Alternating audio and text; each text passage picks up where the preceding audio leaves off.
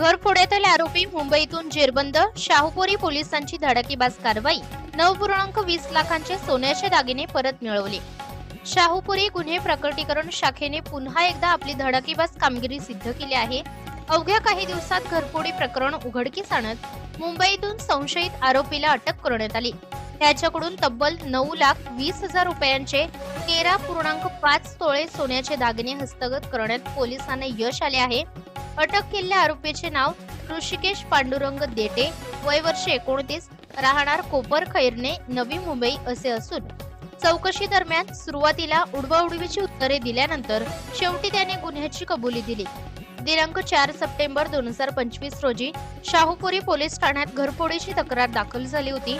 भारतीय न्याय संहितेच्या कलम अंतर्गत गुन्हा नोंदवण्यात आला होता.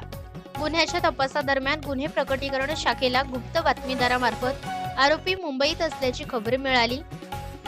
तात्काळ सापळा रचून आरोपीला ताब्यात घेतले गेले आणि चौकशीतून चोरी केलेले दागिने परत मिळाले.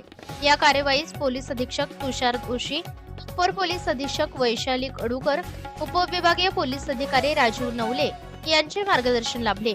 पोलीस निरीक्षक सचिन म्हेत्रे यांच्या नेतृत्वाखाली पोलीस उपनिरीक्षक ढेरे, ढमाळ, गोवेकर तसेच अंमलदार सुरेश घोडके, मनोज मदने, निलेश काटकर, ज्योतिराम पवार, महेश बनकर, अनिल साबळे, सचिन पवार, स्वप्नील सावंत, स्वप्नील पवार, सुमित मोरे, संग्राम फडतरे यांनी उल्लेखनीय परिश्रम घेतले.